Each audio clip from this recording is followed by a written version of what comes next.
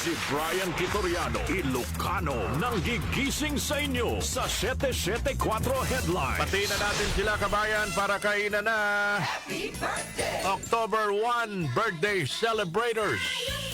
Maligayang kaarawan muna sa isa sa mga opisyales ng National Press Club. Tagal na rin ho nating kaibigan ito. Binibining Tina Maralit. Maligayang kaarawan, Tina. Happy birthday mula kay Brian Q, mula kay Hushel at kay Ali, at mula sa iyong mga kapatid sa at kasamahan dito sa DWWW 774. Tina Maralit ng National Press Club. Happy birthday, Tina. Laban tayo dyan. Maligayang kaarawan din, mga kababayan, kay Doktora Goldie Lynn Diaz. Doktora Goldie Lynn, happy birthday mula kay Mama Loida, Glenda at Mina of Quezon City. Doktora Goldie Lynn, laban tayo dyan.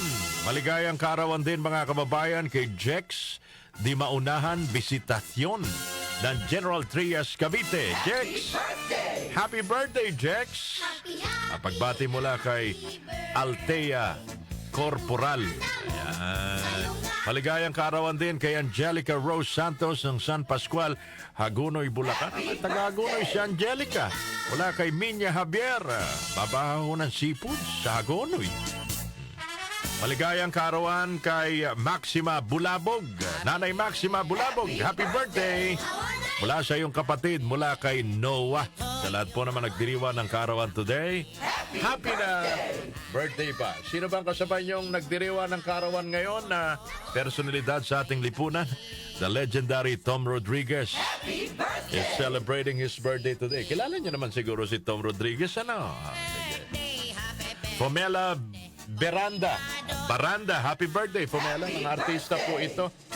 Si Onyok Pineda, magaling na boksingero. Sabi ng mga Ilonggo, magaling na boksidor.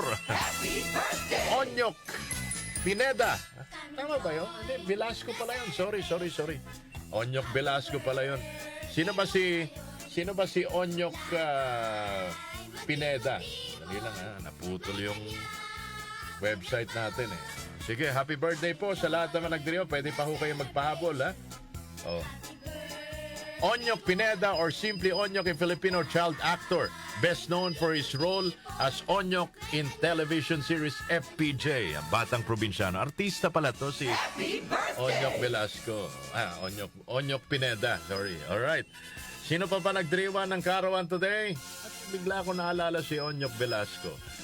Ngayong araw na ito, sa ating kasaysayan, mga kababayan, October 1, 1898, naganap po, mga kababayan, ang negosasyon between Espanya at Estados Unidos.